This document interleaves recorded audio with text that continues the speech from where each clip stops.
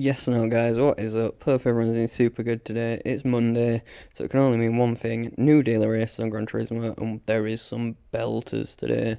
So we've got daily race here, we've got BB Raceway, never seen this one before, in the Audi TT, Interlagos Group 4 on race B, and then Catalunya Group 3, I think, for race C. So some absolute belters. I'll try to do all of them this week.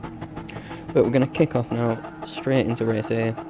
Got BB Raceway, Audi TTs, yes please. Never seen this combo before. We're going to start off in 11th, didn't get too much practice in, but we're going to see if we get a better start straight off the line, gun past one person, and we're going to get in a decent thing. So a lot of this race I found was all about sticking in the slipstream. You need to keep up with the pack. If you don't, it's the same as any oval racing, I suppose. If you've ever watched NASCAR or anything, there's one big pack. You need to slipstream and keep up with the pack.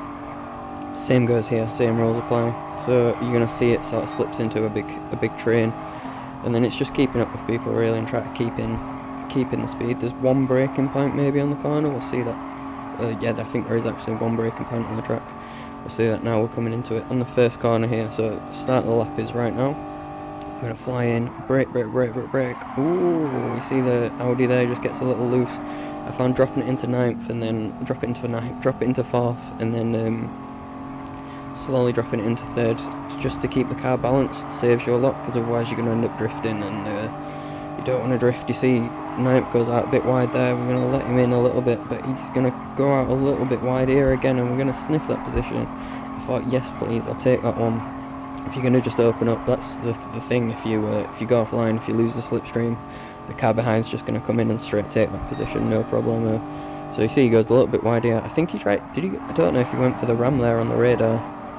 I thought I'd just keep that clip in, but nothing else happens really this race, I'm not going to lie. So we're going to cut on straight over onto race 2, and where the action proper kicks off really, to be fair.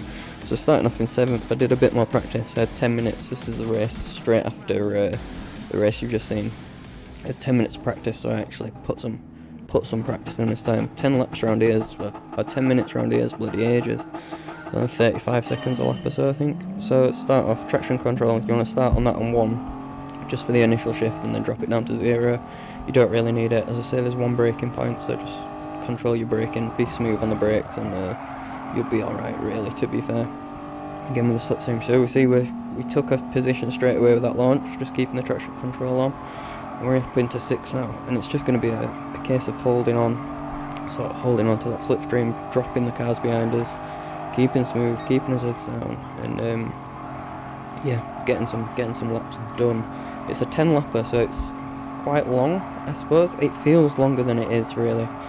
35 seconds, so it's about, I don't know what that is, times 10, some amount of time, about 6 minutes, 7 minutes or so, I think.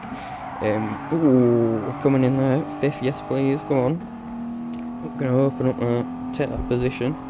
We're not going to take a position, we're going to sniff for that position, but the pack groups up a little bit, it's bunched up. You see one person's made a mistake, and we've got room. Oh, we're fighting up ahead. Can we take advantage of this maybe? They're going a bit wide. I think if we can just sniff in that inside, maybe keeping the slipstream in the yellow car, the Jenny there in the beige car might force out a little bit, just checking behind us to see how far the cars behind were. I don't think we're going to get moved. We're done. We're going to go three abreast into this first corner, and we're just going to take the position. I think forced it a little bit there, I'm not going to lie.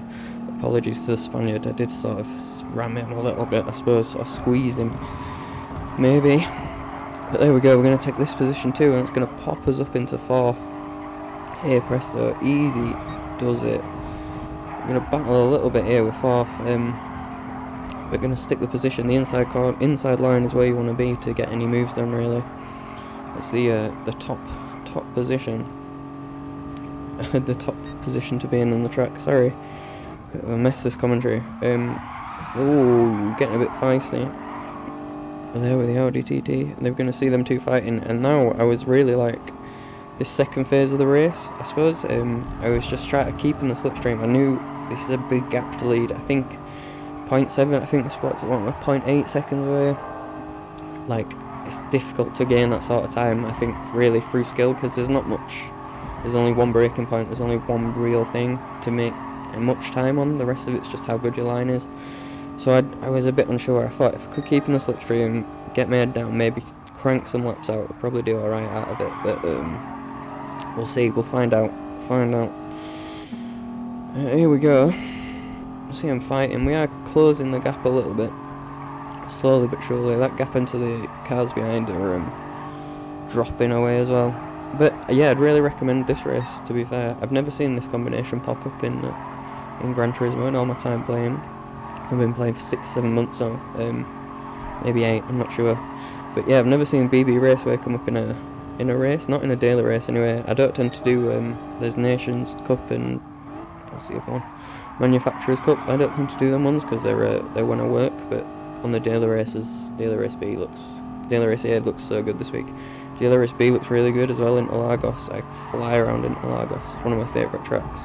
So we'll definitely see an Interlagos race this week, and then race C, Group 3 at Catalonia, and it's a brilliant combo, and everyone loves that combo. So we'll head on over to sunny Spain at some point this week as well, and check out the race in there. I'm sure I could do with a bit of practice around Catalonia. So here we go, on to lap 7. The gap's closing ever so slightly. We see the car at second go a little wide, and third just chase up. We didn't manage to make that too much time, and a lot of this was because I was sort of tied between how to take that first corner. I was still learning I didn't know whether third or fourth was quicker, and I was trying both to gauge if I was gaining time in them or not, and seeing how I was going to do then. I think third, it's like shifting or braking to fourth and then shifting to third just to get the acceleration out of the corners, probably your best bet, but it does bog down quite a lot, so you can lose your speed. If you want to take it in fourth, it is slower coming out of the corner, I think. So if you're side by side with someone, third might be better, and then darting onto the inside line. But if you're just boshing laps like this, holding it in fourth is probably a good shout. But yes, ever so slightly getting closer and closer.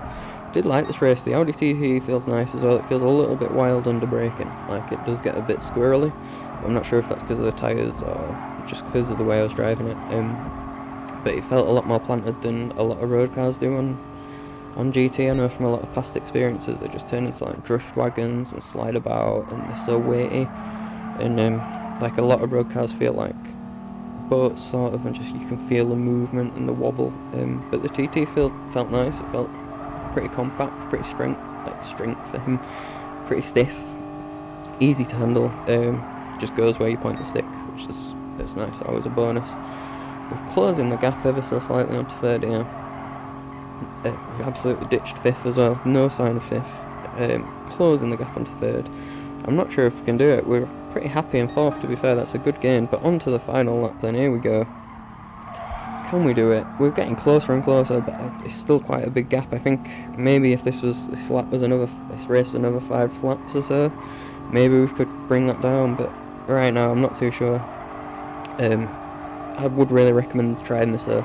Maybe get a good practice in. I think a key starting position, like getting a high starting position, would absolutely pay dividends on this one. But into the last corner, here we go. Oh. No, we're not going to do nothing here, I don't think. It's going to sit in fourth. That's the end of the race. Thank you so much for watching, everyone. Be sure to like, comment, subscribe, all that jazz if you've liked the video.